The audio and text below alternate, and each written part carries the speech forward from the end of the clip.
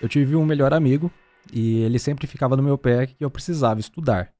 Se você não estudar, você não vai ser ninguém, você não pode ser como a maioria das Esse é pessoas. amigo, né? Exatamente. Uhum. Amigo, Mesmo.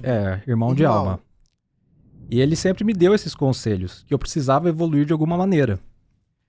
E isso ficou atrelado a mim, só que eu não tinha recursos financeiros para fazer uma faculdade. Ele falou assim, então faz o seguinte, eu vou te ajudar com uma faculdade de curso técnico de 2 anos, você vai estudar para concursos, você vai passar em um concurso, depois você escolhe o que você quiser e você faz a graduação. Você pagando já depois do concurso. Isso, tá, aprovado. Legal. Ele falou assim, ele era perito da Polícia Civil. Então ele começou esse processo junto comigo. Me chamou, fui morar com ele nesse período, e ele começava a me cobrar estudo. Só que além do estudo de recursos humanos que ele estava custeando para mim, ele também estudava comigo para concurso, porque ele já era aprovado em concurso público. E nesse processo, ele começou a me mostrar filosofia também. Porque o Eduardo, ele era viciadaço nesses assuntos, astrologia, e aí a gente ficava horas e horas falando sobre isso. Só que, por azar do destino, o Eduardo morreu. Jura? Meu melhor amigo morreu. Ele foi assassinado, ele era policial civil, né, da perita da Polícia Civil, e numa briga de bar, discussão banal, dentro de um bar, um policial militar e ele discutiram e ele acabou sendo assassinado.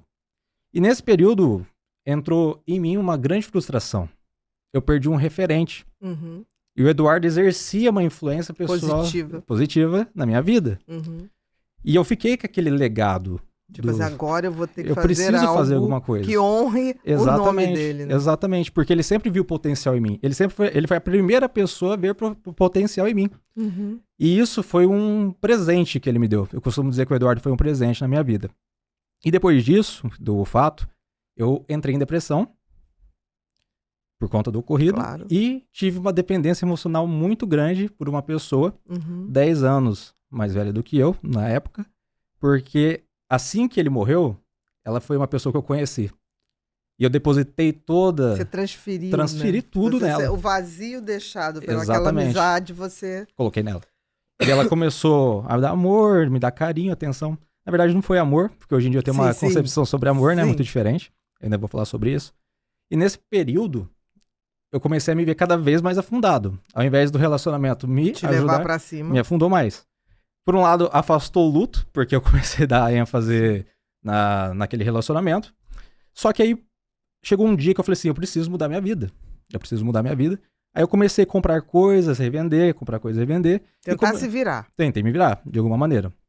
Nesse período eu tinha voltado a morar com meu pai, em 2019, aproximadamente. E nisso de morar com ele, eu comecei a fazer bico no restaurante dele, que ele tinha um restaurante, pequeno restaurante, não era nada grande. E também você estava fazendo bico de Uber. Então esses 2 pontos estavam me dando uma fonte de renda. E eu falei assim, eu preciso fazer alguma coisa. Só que eu não queria mais polícia, porque eu fiquei com um trauma da polícia. Não queria mais saber de armas. E nesse ponto, quando eu comecei a ganhar um dinheirinho ali, eu falei assim, vou fazer direito. Só que de fazer direito, veio a pandemia. Aí 2019, 2020, né? Aí toda a minha vida desandou de novo. Tanto é que eu costumo brincar que a minha vida é feita de muitos altos e baixos. Hoje em dia, graças a Deus... de todo mundo, um pouco. Só que precisamos desses altos e baixos, né? Exatamente, são testes. São testes. E você só aprende na hora que você tá embaixo pra você conseguir ir mais pra cima, onde você pega o impulso, né? E nesse período veio a pandemia, aí eu fiquei pensando, eu preciso fazer alguma coisa que realmente eu goste. Alguma coisa que faça... Além da sobrevivência. Exato, né? eu vou ficar só sobrevivendo? Lógico, todos nós temos, só que eu falei, eu preciso viver alguma coisa que me faça me sentir vivo e que eu possa atrelar a minha essência. Porque eu costumo dizer para as pessoas que são meus alunos e alunas, que a minha essência, se tirar tudo de mim, é a dor. Só que essa dor, ela me moldou para eu estar onde eu estou hoje e conseguir ajudar as outras pessoas. Então eu consegui extrair algo muito bom dela, da dor, para que realmente eu pudesse ajudar essas outras pessoas. E graças a Deus eu tenho conseguido ter sucesso nisso. É o motivo pelo qual eu estou aqui hoje. E nesse período, 2020, eu comecei a ver como que fazia para ganhar dinheiro na internet. Porque eu falei assim, eu preciso ganhar dinheiro, me sustentar e ter uma vida de qualidade. Aí eu comecei a fazer vendas daqueles infoprodutos. Isso, Hotmart, né? E graças a Deus, ali eu tive muito sucesso. Ali eu tive um crescimento exponencial muito forte. Aprendi como é que funcionava o jogo da venda dos infoprodutos e aquilo lá começou a passar a ser minha fonte de renda principal. Mas você não produzia o infoproduto? Não. Você vendia dos outros. Dos outros. Exatamente. Aí eu também montei uma empresa de tráfego pago, comecei a pegar pessoas que tinham negócios e comecei a potencializar esse negócio dessas pessoas. E nisso eu comecei a faculdade de psicologia. Porque eu falei assim, que legal, né? Porque eu escrevi as cartas de venda como copywriter e eu gostava dos textos persuasivos. Como fazer um processo de venda, o processo AIDA, que é a atenção, né? Que você chama a atenção da pessoa, interesse, o desejo e a ação. E eu comecei a fazer um atrelamento de tudo isso com o que eu podia fazer como psicólogo. Porque eu sabia que eu tinha mais potencial a partir do momento que eu entendesse mais do comportamento das pessoas e mais sobre o meu. Até você criar o seu próprio infoproduto. Exatamente. O meu desbloqueio na internet foi o seguinte, eu mesmo gerar conteúdo. Eu comecei no ano passado. Realmente começar a gerar conteúdo, falar, não, eu vou colocar a cara, porque chegou o momento. Em 2017 eu fazia o COF, não sei se você conhece, que é o Seminário de Filosofia do Olavo de Carvalho. Não conheço. Ele tinha esse COF, e quando eu comecei a fazer o COF, ele falava o seguinte, na primeira aula, prometam ser. E nisso eu vi essa primeira aula junto com o Eduardo, ele estava junto comigo, e ele falou assim, o que nós vamos prometer ser? Aí eu peguei e falei pra ele, vou prometer ajudar o máximo de pessoas possíveis e ser reconhecido. Ele falou assim, então beleza, então vamos ver se você é bom mesmo e faz isso acontecer. E eu fiquei me prometendo ser durante muito tempo. Ainda mais depois que ele faleceu, isso aí Só que eu tinha bloqueios. Eu tinha bloqueios, aí fui percebendo isso ao longo do estudo da psicologia, que foi o seguinte. Eu sofri muito bullying na época da adolescência e não tive uma infância, que eu posso dizer, adequada. Entendi. Meus pais brigavam demais, muita gente em casa, muita frustração ali envolvida. E isso me gerou muitos reflexos. E ficou... Inseguranças, exatamente. E ficaram muitas sombras na minha vida mal resolvidas. Inclusive, eu costumo dizer, né, que a minha maior sombra durante muitos anos era uma orelha de abano que eu tinha, que eu sofri extremo bullying com ela. Tanto de meninos, tanto de meninas, e eu tinha os dentes tortos também. E eu ficava tentando abstrair a minha autoestima em alguma coisa. Entendi. E durante um período da minha vida, eu falei assim, eu só consigo gerar autoestima em mim através de sexo ou encontros. Eu fiquei pensando, mas a minha vida só é isso? Por que será? Aí eu peguei e fiz a cirurgia da orelha. Parece que eu tirei um peso. Eu tirei um peso. Eu tirei um fantasma que me carregou durante muitos anos. Eu costumo falar que o fantasma me carregou. Eu não carreguei esse fantasma. E depois disso... Não, a orelha de abano tem uma coisa, é uma cirurgia bem dolorosa até. Sim. Bastante dolorosa. As pessoas não sabem.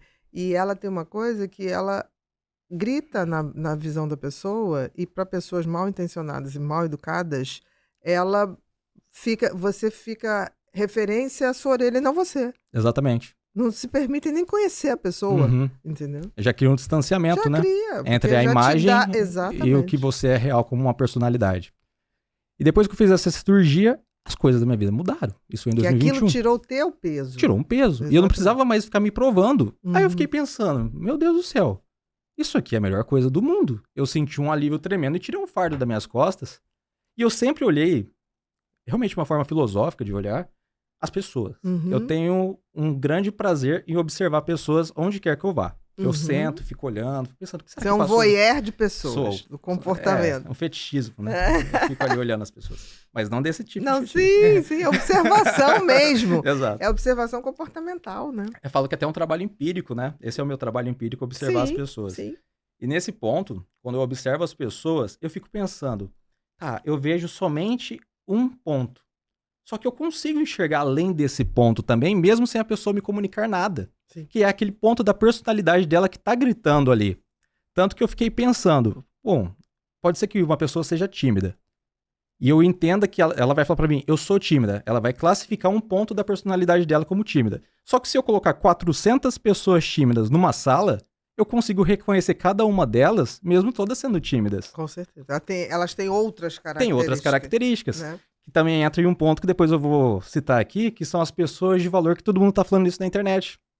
Então a gente tá querendo o quê? Ficar classificando ponto a ponto das pessoas e esquecemos como todo. Exatamente. E na hora que eu comecei a observar tudo isso e as pessoas, eu falei o seguinte, cara, eu preciso gerar conteúdo, porque eu estou pronto para ser. Agora eu consigo ser. Porque eu tinha tirado a minha sombra de mim. É óbvio que eu tenho outras sombras comigo até hoje. Não, mas essa era exposta, essa né? Te deixava mais... Te travava de Exato. soltar. Porque imagina comigo, hoje aqui com você. Na época eu tinha uma insegurança tremenda de olhar para frente Entendi. aqui pra você. Como que eu ia estar aqui agora gravando com um monte de gente assistindo? Não conseguiria nunca. Porque as pessoas chamaram tanta atenção para aquilo que Exato. aquilo começou a ter um Exato. peso para você. Tanto que na hora que eu vou fazer as minhas mentorias, eu sempre pego no ponto assim com as pessoas. Onde é que está a sua dor? A Uhum. dor que realmente você esconde, que você tem vergonha, porque a partir dela que nós solucionamos esse problema, assim como eu solucionei da minha orelha, eu Uhum. tenho certeza que a gente vai dar um grande salto na tua vida.